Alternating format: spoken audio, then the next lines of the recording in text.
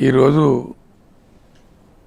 వివిధ ప్రాంతాల నుంచి రాష్ట్రం నుంచి వందలాదిగా వేలాదిగా తరలి వచ్చినటువంటి అభిమానులందరికీ నా హృదయపూర్వక వందనాలు.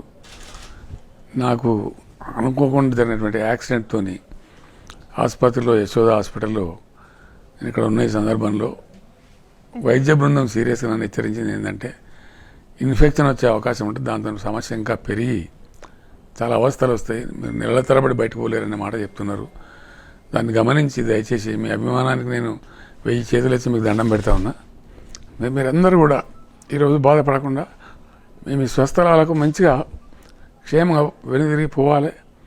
రేపటి నుంచి కూడా నేను రాష్ట్ర ప్రజలకు విజ్ఞప్తి చేస్తూ ఉన్నా, దయచేసి కనీసం ఇంకో 10 రోజుల వరకు ఎవరు కూడా తరలి రావద్దని, అది అందరికి కూడా మంచిది కాదని చెప్పి నేను వినయపూర్వకంగా విజ్ఞప్తి చేస్తూ ఉన్నా. కింద ట్రాఫిక్ సిబ్బందులు కూడా ఉన్నాయి. హాస్పిటల్లో మనం కాకుండా వేరే వందలాది మంది పేషెంట్లు కూడా ఉన్నారు ఇక్కడ. వాళ్ళ క్షేమం కూడా మనకు అంతే ముఖ్యం. కాబట్టి మీరు అన్యదా భావించకుండా క్రమశిక్షణతో దయచేసి మీరందరూ తిరిగి మీ ఇళ్ళ క్షేమంగా చేరండి.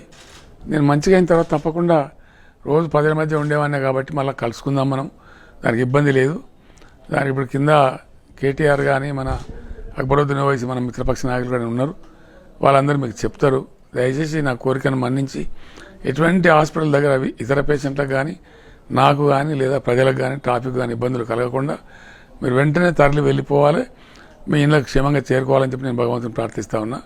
నా మాటను మన్నించి గౌరవించి ఏమాత్రం ఇబ్బంది లేకుండా గొడవ లేకుండా మీరందరూ తిరిగి మీ స్వస్థలాలకు క్షేమంగా చేరుకోవాలనేది నా విజ్ఞప్తి. నా విజ్ఞప్తిని తప్పకుండా మీరు మన్నిస్తారని భావిస్తా ఉన్నా. ధన్యవాదాలు.